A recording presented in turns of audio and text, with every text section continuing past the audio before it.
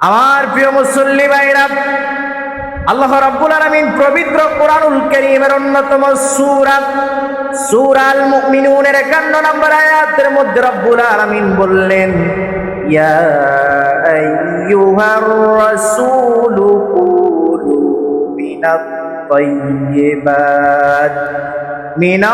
তাইয়্যিবাতি ওয়া'মালু সালিহান ইন্নী বিমা তা'মালুনা আলীম। আল্লাহ রাব্বুল আলামিন এই আয়াতে কারিমার মধ্যে বললেন, ও আমার বান্দারা, ও আমার গোলামরা, আমি আমার নবীকে সর্বপ্রথম ডাক দিয়েছি, ইয়া আইয়ুহার রাসূল, ও আমার নবী, ও আমার রাসূল, আপনি সর্বপ্রথম করবেন কুলু মিনাত তাইয়্যিবাতি, আপনি ভালো রিজিক, পবিত্র রিজিক অন্বেষণ করবেন, হালাল রিজিক অন্বেষণ করবেন, যেই রিজিকের মধ্যে হারামের সংমিশ্রণ নাই, যেই রিজিকের মধ্যে কোনো অনৈতিক রিজিক নাই, যেই রিজিকের মধ্যে আমি আল্লাহ নারাজ হয়ে যাব এইরকম কোন রিজিক নাই, আপনি নবী মুহাম্মদ সাল্লাল্লাহু আলাইহি ওয়াসাল্লাম সর্বপ্রথম ওই রিজিক তালাশ করবেন। এরপরে রব্বুল আলামিন বললেন, ওয়া'মালু সালিহান ইন্নী বিমা তা'মালুনা আলীম। এরপরে আপনি ইবাদত করবেন, এরপরে আপনি আমি আল্লাহকে সিজদা করবেন, এরপরে আপনি আমার রাস্তায় দান করবেন, সাদাকা করবেন, যত ইবাদত আছে সকল ইবাদত আপনি সর্বপ্রথম হালাল রিজিক অন্বেষণ করবেন, এরপরে ইবাদত করবেন। সুবহানাল্লাহ। এরপরে আল্লাহ রাব্বুল আলামিন বললেন, বিমা তা'মালুনা আলীম। ওগো নবী, আপনি ভালো করে শুনে রাখেন, আপনি কি কাজ করেন, কি কাজ না করেন, আপনার উম্মতরা কি কাজ করে, কি কাজ না করে, আমি আল্লাহ সকল কিছুই জানি। আমি আল্লাহ সামিউন বাসির, আমার বান্দার সকল কিছু শুনি, সকল কিছু দেখি, সকল কিছু উপলব্ধি করি। আমি আমার বান্দার কর্ম সম্পর্কে গাফেল নয়। সুবহানাল্লাহ। দুইটা কথা বলেছেন।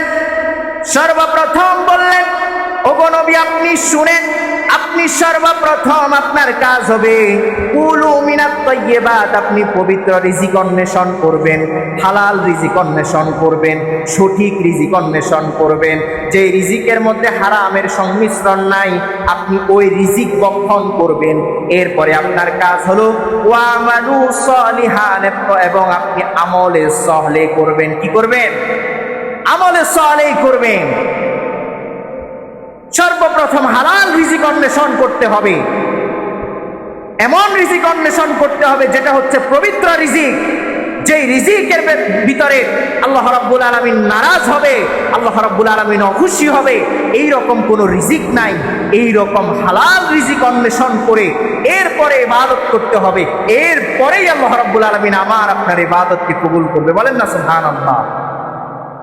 তাহলে ইবাদতের পূর্ব শর্ত হলো হালাল রিজিক অন্বেষণ করা, হালাল রিজিক ভক্ষণ করা।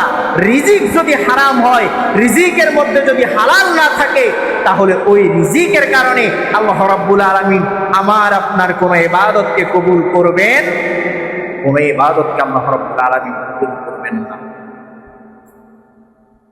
আমার আপনার নবী রাহমাতুল লিল আলামিন মুহাম্মাদুর রাসূলুল্লাহ সাল্লাল্লাহু আলাইহি ওয়াসাল্লাম বললেন, তালাবুল কাসবিল হালালি ফরিদাতুম বাদাল ফরিদা।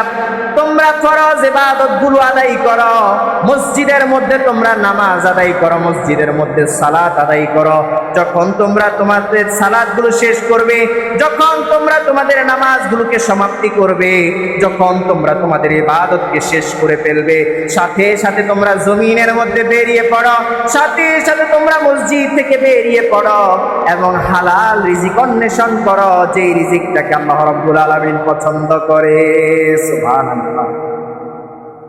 আমরা ইবাদত শেষ করি মসজিদের মধ্যে, আমরা মনে করি মসজিদের মধ্যে বসে বসে শুধু তাসবিহ পড়লাম, ওই তাসবিহ পড়াটাই ইবাদত। আমার প্রিয় বন্ধুরা, আমার প্রিয় মুসল্লি ভাইরা, মসজিদের মধ্যে বসে বসে তাসবিহ পড়া যেমন ইবাদত, মসজিদের মধ্যে ফরজ ইবাদত শেষ করে সাথে সাথে মসজিদ থেকে বেরিয়ে হালাল রিজিক অন্বেষণ করাটাও আল্লাহ রাব্বুল আলামিনের বড় একটা ইবাদত। সুবহানাল্লাহ। শুধু মসজিদের মধ্যে বসে তাসবিহ পড়লে ওইটা শুধু ইবাদত নয়, মসজিদের মধ্যে সালাত আদায় করে সাথে সাথে জমিনের মধ্যে বেরিয়ে যেতে হবে হালাল রিজিকের আশায়। কি রিজিকের আশায়? হালাল রিজিকের আশায় বেরিয়ে যেতে হবে।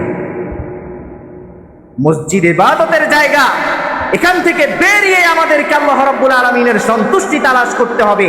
মসজিদে এসে রুকু সেজদার মাধ্যমে যেভাবে আমি আমার রব আল্লাহ রাব্বুল আলামিনের সন্তুষ্টি তালাশ করি, মসজিদ থেকে বেরিয়ে হালাল রিজিক অন্বেষণ করার মাধ্যমেও সেই রবের সন্তুষ্টি তালাশ করতে হবে, সেই রবের নৈকট্য তালাশ করতে হবে। সুবহানাল্লাহি ওয়া বিহামদিহি। আমরা যে হালাল